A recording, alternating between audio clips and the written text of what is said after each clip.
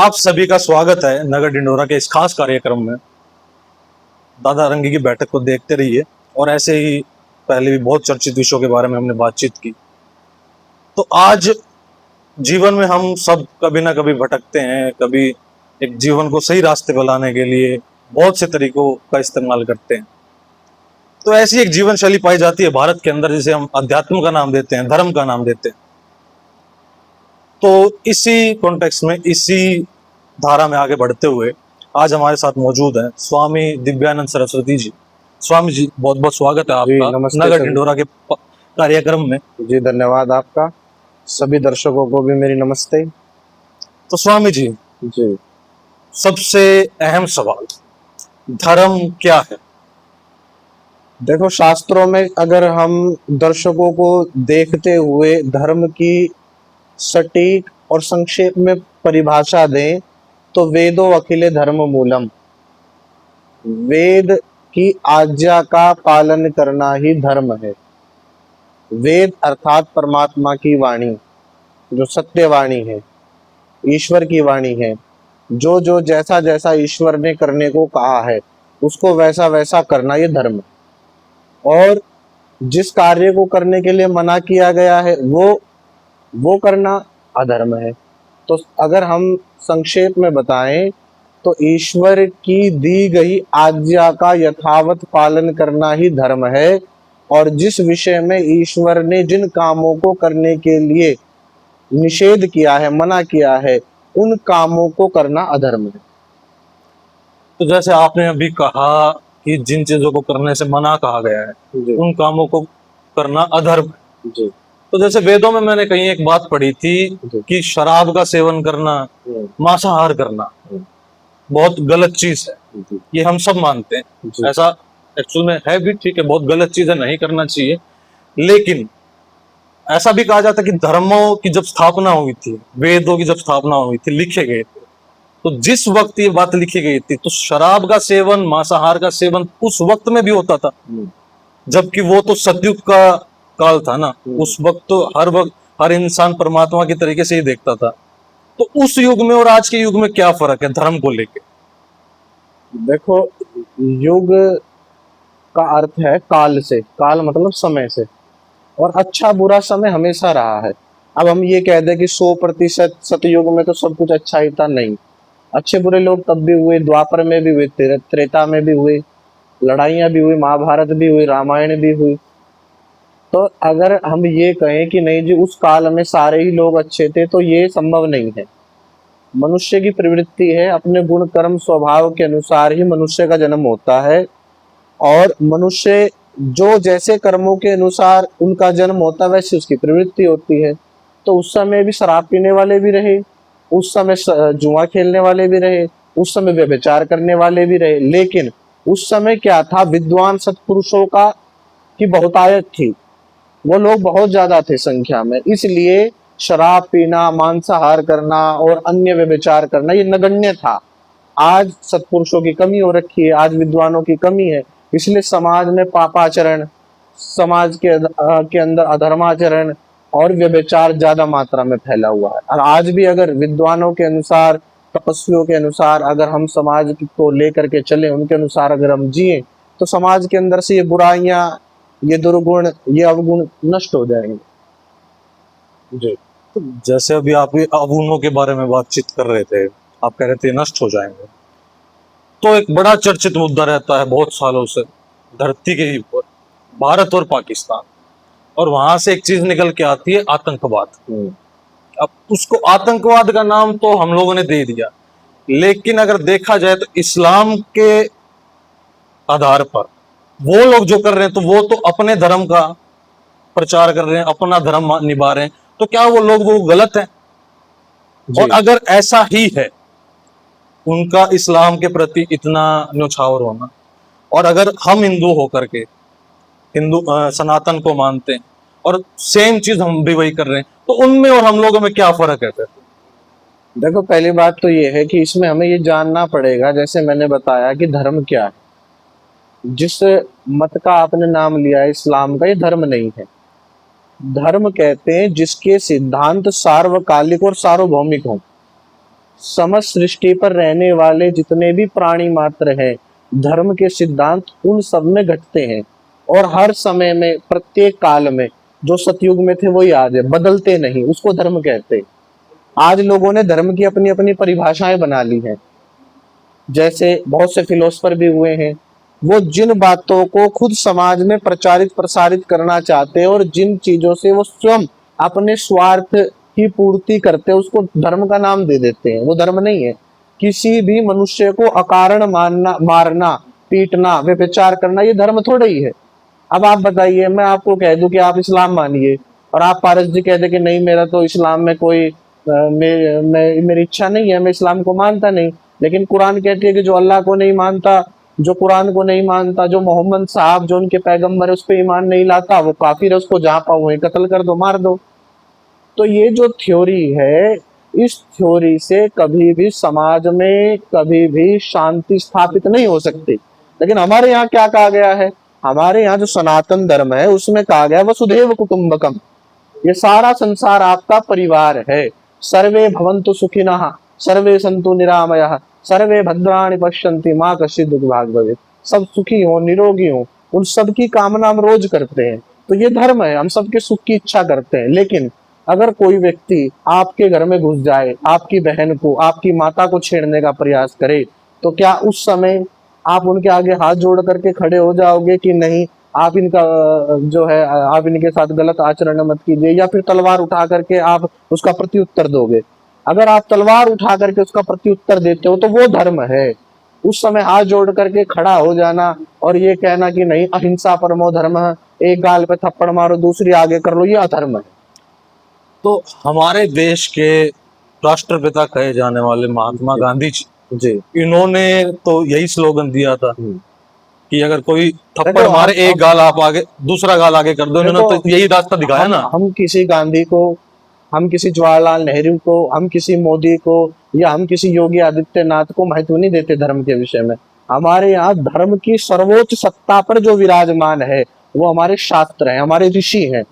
हम ऋषियों को प्राथमिकता देते हैं, हम अपने शास्त्रों को, अपने वेदों को प्राथमिकता देते हैं। हमारे लिए जो आइडल है, हमारे लिए जो मार्गदर्शक है, वो हमारे ऋषि मुनि है, हमारे शास्त्र है, ना कि गांधी है। गांधी जी को अगर वास्तव में अहिंसा और हिंसा का पता होता तो भारत का बंटवारा ना होता, इतने लोग ना मारे जाते जितने मारे गए। तो इसलिए अगर ये कह दे कि गांधी जी ने ये कहा या मोदी जी ने ये कहा, तो हम उसको प्रमाण नहीं मानेंगे। हम प्रमाण मानेंगे ऋषियों को, हम प्रमाण मानेंगे शास्त्रों को। तो आप जैसे अभी ऋषि मुनियों के बारे में कह रहे थे, तो भारत के अंदर ऐसे बहुत सारे ऋषि मुनि हैं जो निर्वस्त्र घूमते हैं, जिन्होंने रेप जैसे बहुत संगीन अपराध किए। एक मिनट। पहली बात तो ये है, आपको ऋषियों के विषय में पता होना चाहिए। ऋषि किसको कहते हैं? जिनको आप समाज में रेपिस्ट के रूप में घूमते हुए दिखा रहे हैं या नग्न अवस्था में घुमा रहे हो, वो ऋषि नहीं है। ऋषि लेकिन दुनिया तो उनको बहुत पूछती नहीं है, मानती है। लेकिन जो वास्तव में थोड़ा भी पढ़ता है, जिसने थोड़ी भी स्टडी की है, जो थोड़ा भी आध्यात्म को जानता है, उसको पता है ऋषि किसको कहते हैं। ऋषि कहते हैं मंत्र दृष्टा को, जिसको वेदों के मंत्रों का साक्षात्कार हुआ है, जो समाधि में जाकर के जिसने वेदों को साक्षात्कार किया, वो होता है ऋषि।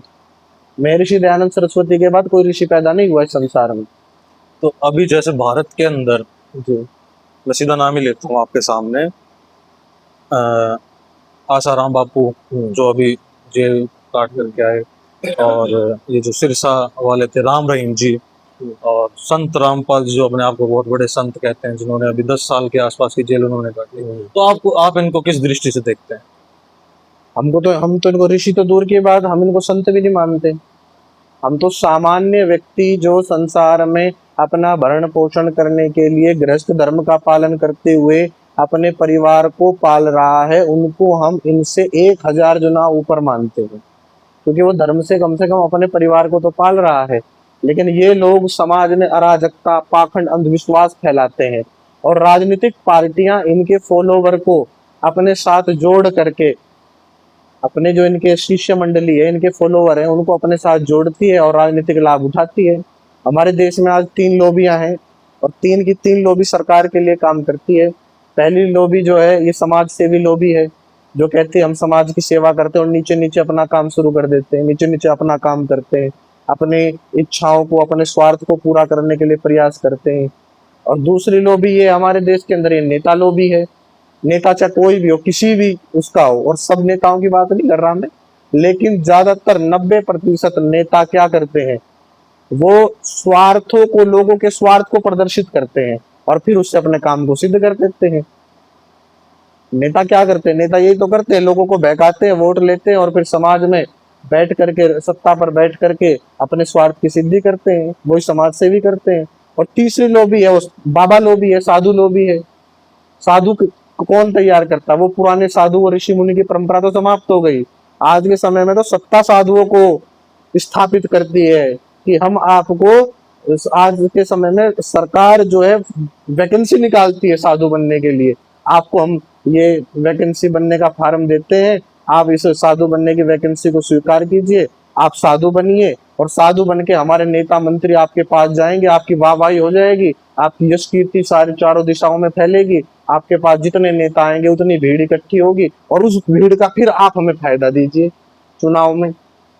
ये देश के अंदर जो है बड़े बड़े साधु संत महात्मा बने हुए बैठे हुए हैं, तो ये क्या काम करते हैं, ये एक सत्ता को पोषण देने के लिए ही तो लोगों को इकट्ठा कर रहे हैं धर्म के नाम पर।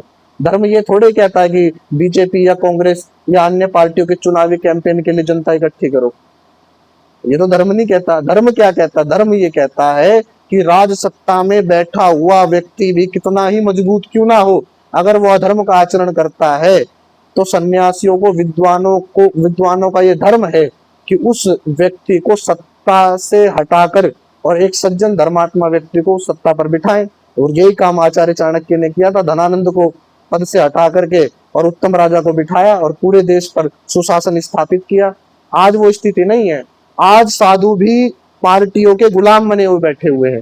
पार्टी उनको फंड देती है, पार्टी उनको दान देती है, चंदा देती है, और महात्मा लोग क्या करते हैं, लाल पीले कपड़े पहन के, त्रिपुंड लगा करके, माला धारण करके लोगों को बरगलाते हैं और फिर उनको ये क्या करते हैं, उनसे वो, अब जो उनके वोटर हैं, जो उनके अनुयायी हैं, उनकी वोट लेकर के सत्ता में राज करते हैं। ये नियम है तो धर्म और राजनीति जी। जो ये पैरेलली एक तराजू में चल रही है, जी इसका चलना क्या सही है? बिल्कुल सही है। देखो, धर्म से अगर धर्म क्या है, सर्वोपरि है। हमारे यहाँ धर्म तो को आप कह रहे सर्वोपरि, हो कि धर्म से हम राजतंत्र को स्थापित कर सकते हैं? बिल्कुल बिल्कुल कर सकते हैं। और धर्म को मानने वाला व्यक्ति यदि जब राजा बनता है, धर्म को मानना जानना, उसको जीवन में अप्लाई करके जब वो राज सत्ता पर बैठता है तो वो धर्म के अनुकूल शासन को स्थापित करता है। और यदि अधर्मी व्यक्ति सत्ता में बैठ जाए तो क्या करेगा, कुशासन फैलाएगा।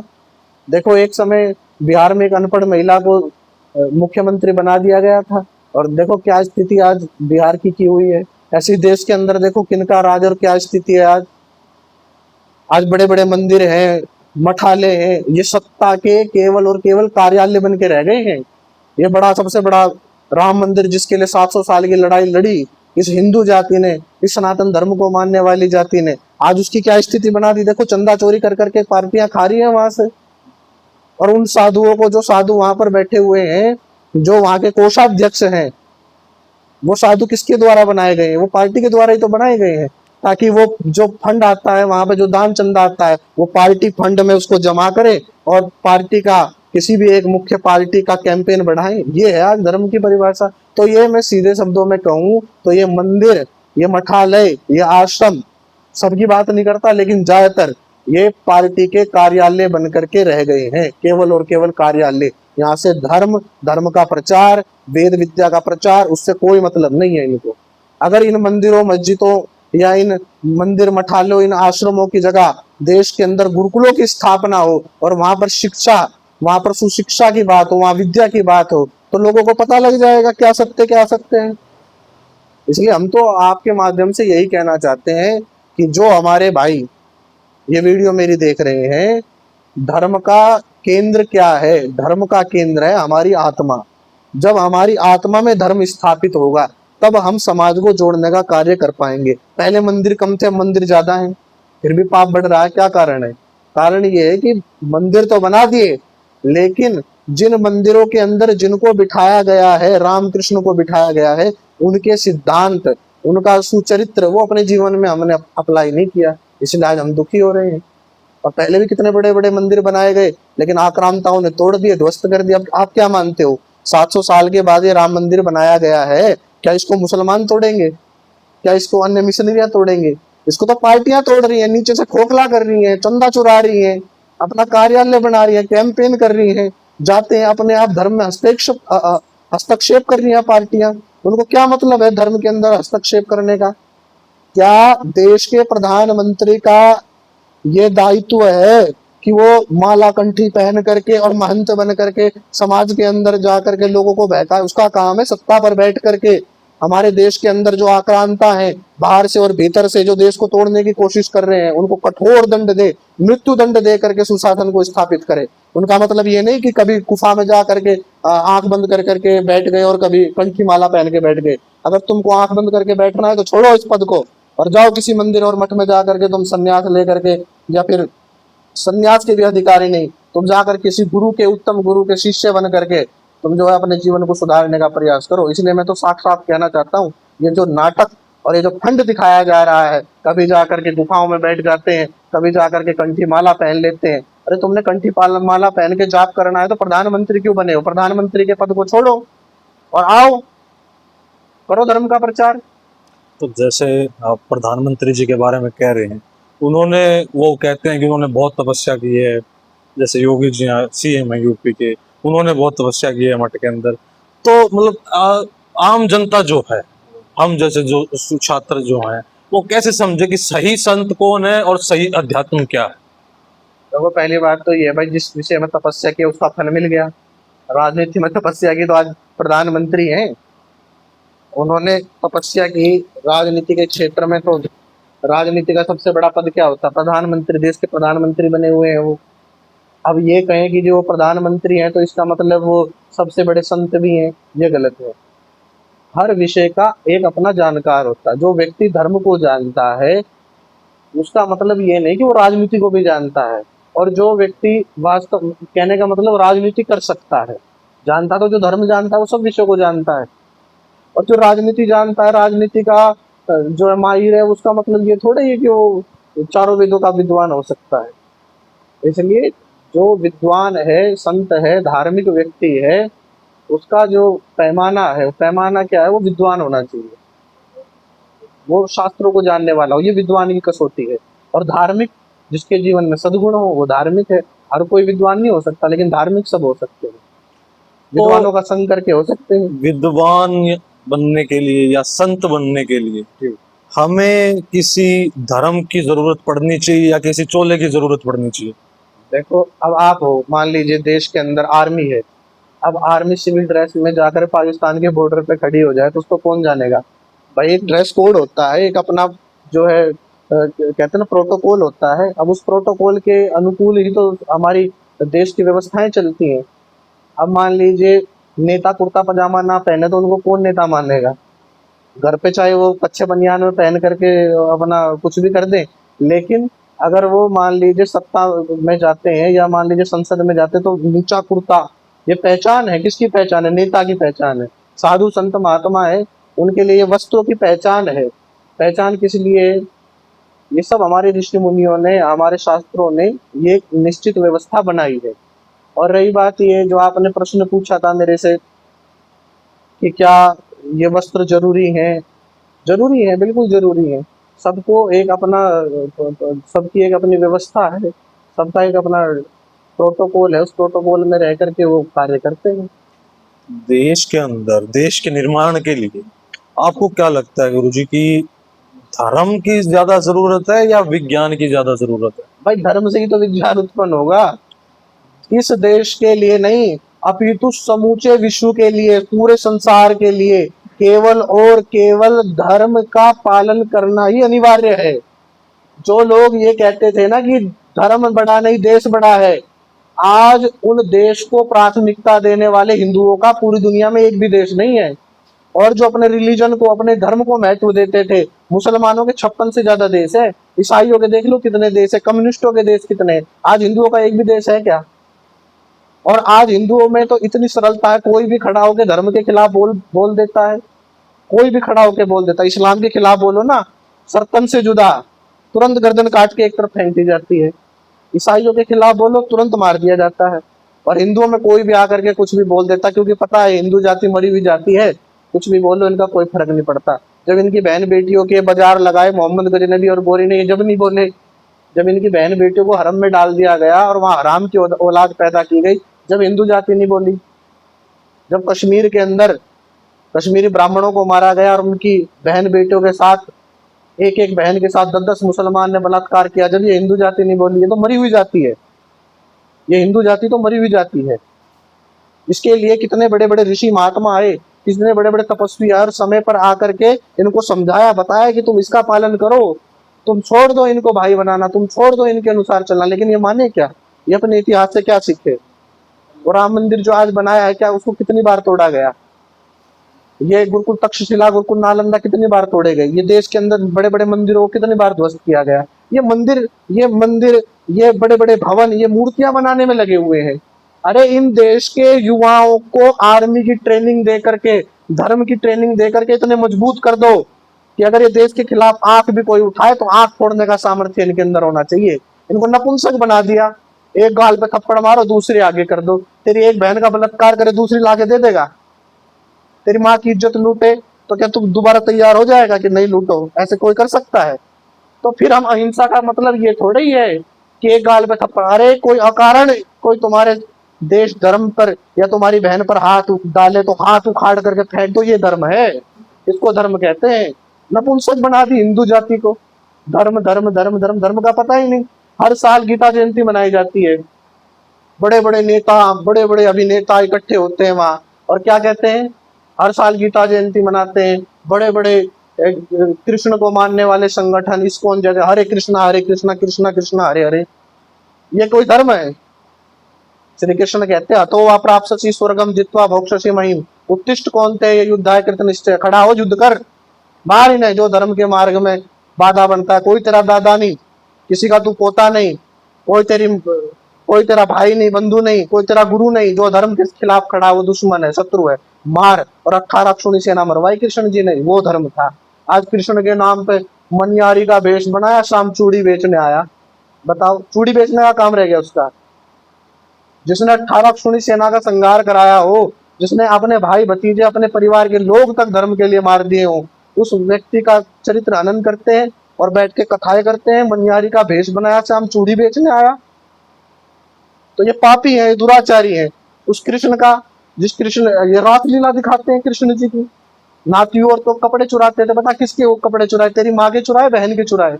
ये कठोर शब्दों में मैं कह रहा हूँ, उन कथावाचकों को कह रहा हूँ जो श्री कृष्ण के जीवन पर, श्री कृष्ण के चरित्र पर दाग लगाने का काम करते हैं। बताओ, ऐसी तो ऐसी बातें जैसे समाज में फैलाते हैं। स्वामी जी, जैसे अभी आपने युद्ध की बात की कि उठो और युद्ध करो, और कोई अगर आपकी बहन बेटी को छेड़े तो उसका हाथ काट दो, तो संविधान इस चीज को तो गुनाह की दृष्टि से देखेगा ना।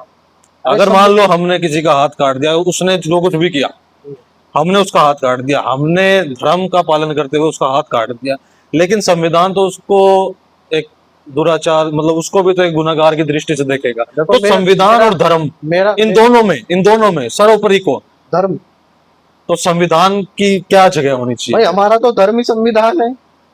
और ये देश भले भैया, ये संविधान को बने हुए तो 100 साल भी पूरे नहीं हुए। ये सृष्टि 1,96,98,8,53,127 वर्षों से धर्म के अनुकूल ही तो चल रही है। कौन से संविधान के अनुकूल चल रही है बताओ? कहाँ था संविधान? कौन सा कॉन्स्टिट्यूशन था? ये सृष्टि करोड़ों अरबों साल से धर्म के सिद्धांतों पर ही तो चल रही है। ये भारत के संविधान के आधार पर थोड़ी चल रही है, वेदों के आधार पे चल रही है, शास्त्रों के आधार पे चल रही है ये। और जब तक वेदों और शास्त्रों के आधार पर चली, तब तक सुशासन था, तब तक संसार के अंदर सुख शांति थी। आज आप देखो ना, आप कॉन्स्टिट्यूशन के आधार पे चल रही है, अपने संविधान के अनुसार चल रही है, बहन बेटियों का बलात्कार कर लेते हैं। अरे गोडे रगड़ जाते हैं, उनके पैर पैर के जूते तलवे तक घिस जाते हैं। क्या न्याय मिलता है? 20-20 साल हो जाते हैं कोर्ट कचहरी के धक्के खाते हुए, कहाँ न्याय मिलता है? और हम तो फिर भी कहते हैं ठीक है भाई, देश का न्याय व्यवस्था है। अगर न्याय व्यवस्था कुछ नहीं करती तो बताओ आप क्या करोगे? हम तो पहला अधिकार न्याय व्यवस्था को देते हैं, संविधान को देते हैं। लेकिन रात दिन अगर हमारी बहन बेटियों के साथ व्यभिचार हो, बुराई हो, और हमारे देश का संविधान मूक बन करके देखता रहे, तो अब आप बताओ क्या करोगे? क्या करोगे? फिर तो नक्सलवादी बनना पड़ेगा। अरे तो नक्सलवादी उनमें वो, नक्सलवादियों में और फिर दोनों में फर्क ही क्या रहा है? नक्सलवादी कोई ऐसे नहीं बने।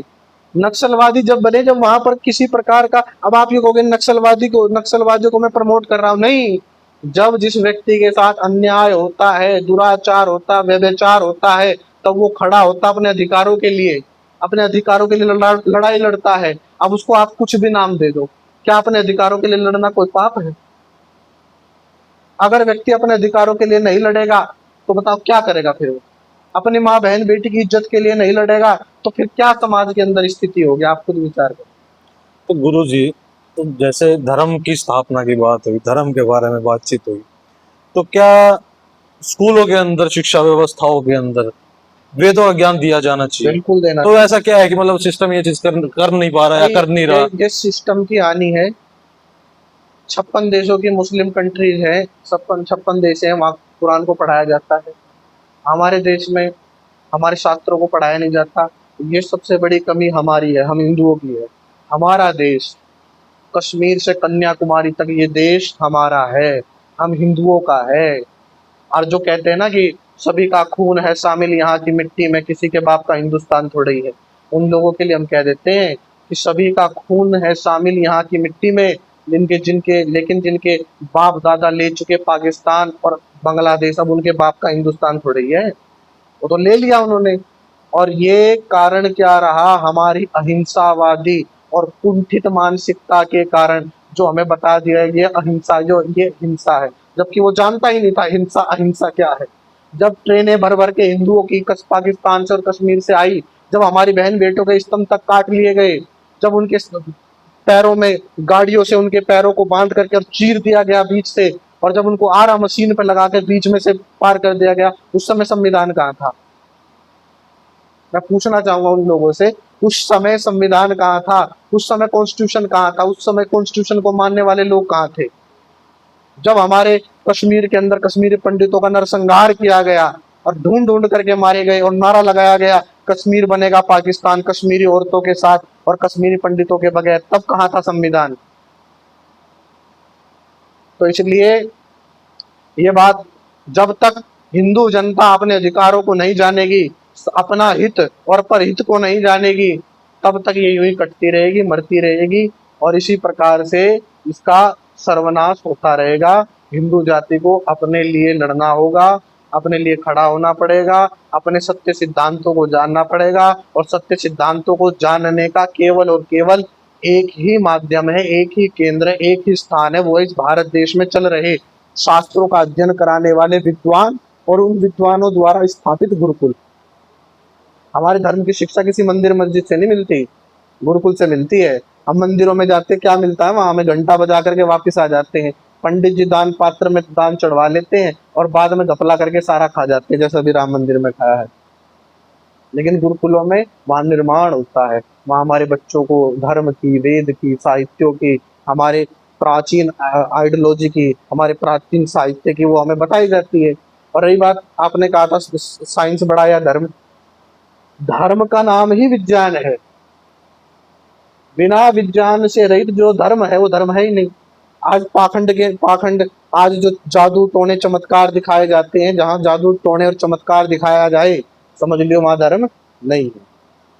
धर्म की इतना इतना सस्ता थोड़ी है कि जादू टोने और खेल दिखा करके धर्म को जान लिया। धर्म को जानने के लिए तपस्या करनी पड़ेगी, धर्म को जानने के लिए विद्वानों के सानिध्य में रहना पड़ेगा, उनके चरणों में बैठ करके विद्या प्राप्त करनी पड़ेगी। नहीं तो ऐसे ही समय समय पर रामपाल, आसाराम और ये राम रहीम जैसे विधर्मी, पाखंडी, दुराचारी खड़े हो करके ये जो है समाज को बरगलाएंगे, लालच देंगे, आओ हम तुम्हारा ये कर देंगे, आओ हम तुम्हारा मकान बनवा देंगे, ये कर देंगे, वो कर देंगे, और लोगों को बहका करके फुसला करके उनको जोड़ेंगे। यही काम ईसाई मिशनरियां कर रही हैं। ईसाई मिशनरियां भी तो चावल बांट बांट करके धर्म परिवर्तन कर रही हैं, यही काम ये कर रहे हैं। तो स्वामी जी, देश के लिए मतलब एक बहुत अहम सवाल है मेरा, देश के लिए सबसे ज्यादा क्या जरूरी है? देश के लिए सबसे वेद शिक्षा व्यवस्थाएं, धर्मगुरु या मंदिर? सबसे ज्यादा जरूरी है धर्म। वास्तव में धर्म की जानकारी के अभाव में ही ये सारे काम हो रहे हैं। धर्म का नाम ही शिक्षा है, धर्म का नाम ही विज्ञान है। धर्म से विद्वान तैयार होते हैं, धर्म से राष्ट्र रक्षा के लिए सैनिक तैयार होते हैं। अब हमें ये पता ही नहीं कि हमारा मित्र कौन, शत्रु कौन। बंदर के हाथ में बंदूक दे दो, चारों तरफ घुमा देगा।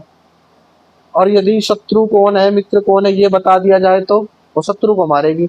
और ये जान देना, ये शिक्षा देना ही तो धर्म है। धर्म का मतलब ये नहीं कि एक बाबा जी आए, गले में कंठी पहन रहा हो, हाथ में घंटी ले रहा हो, वो धर्म बताए, वो धर्म नहीं है। धर्म का मतलब है सिद्धांत, राष्ट्र रक्षा के सिद्धांत, समाज को सुशिक्षित करने का, सुशासन समाज में स्थापित करने के सिद्धांत, ये धर्म। धर्म कोई अलग बड़ा कोई बिटोड़े का नाम धर्म नहीं है। धर्म का मतलब है जिसको हम प्रतिक्षण जी रहे हैं, वो धर्म। और वो धर्म की जानकारी हमको मिलेगी गुरुकुलों में। और धर्म के अभाव के कारण ही आज ये सारे पाखंड अंधविश्वास हो रहे हैं। जिसको सही सही धर्म का ज्ञान हो गया, वो क्या मंदिरों मस्जिदों में भटकेगा? क्या वो इन पाखंडियों के पास जाएगा? वो तो सही सही अपने धर्म का निर्वहन करेगा। ये जो आज देश के अंदर धर्म के नाम पर जो ये आडंबर फैलाया जा रहा है, इसको मैं, पाकिस्तान वाला तो एक आतंकवाद है ही, जेनोसाइड करते हैं, मारते हैं, लोगों को काटते हैं, लेकिन इसको मैं धार्मिक आतंकवाद कहता हूँ। और ये धार्मिक आतंकवाद फैलाते हैं इस लाल चोले के अंदर बैठे हुए आतंकवादी, जो समाज के अंदर घूमते हैं, लोगों को बहलाते हैं, फुसलाते हैं। आओ तुमको नाम दान देंगे, हमारे चेले हो जाओ। क्यों हो जाए तुम्हारे चेले? हम ऋषियों के चेले, हम परमात्मा के चेले, परमात्मा हमारा गुरु। तुम्हारे चेले क्यों हो हम? बोला हम तुम्हें मुक्ति देंगे। अरे तुझे कौन मुक्ति देगा? तुझे भी तो परमात्मा मुक्ति देगा। तो हम डायरेक्ट उस परमात्मा के क्यों, बीच में तुम कौन दलाल बनते हो हमारे? इनकी आवश्यकता नहीं है समाज में। समाज को सज्जन, धर्मात्मा, वेद के विद्वानों की आवश्यकता है, जो वास्तव में वेद को जीते हो। चाहे उसमें अगर मैं भी गलत हूं तो उसमें मेरी गलती है, धर्म की गलती नहीं है। स्वामी जी, एक आखिरी और बहुत अहम सवाल जिसने मुझे भी बहुत काफी सालों से तंग किया है। जी। क्या परमात्मा है? बोले कहाँ है? हर जगह है। कैसे परमात्मा को कैसे पाया जाए? उसकी सृष्टि देखो। आप परमात्मा को प्राप्त करने के लिए तो जो जो उसने नियम बताए हैं उनका पालन करना, तभी परमात्मा की प्राप्ति होगी। अब परमात्मा का विषय कोई छोटा या आप को 2 मिनट की क्लिप में नहीं बता सकते। परमात्मा के लिए आप अलग से समय निर्धारित कीजिए, उसमें आकर चलिए, के हम जरूर। परमात्मा में चर्चा करेंगे। तो बहुत बहुत धन्यवाद स्वामी जी, आपका कीमती समय देने के लिए। ये थे स्वामी जी जिन्होंने बहुत ही सटीक शब्दों के अंदर धर्म क्या है, धर्म के बारे में बताया। बहुत अच्छा ज्ञान दिया आज स्वामी जी ने हमें। और आप सब भी बताइएगा आप स्वामी जी से कितना सहमत हो। बाकी आगे देखते रहिए नगर ढिंढोरा। दादा रंगी की बैठक को देखने के लिए आप सभी का धन्यवाद। बहुत बहुत धन्यवाद।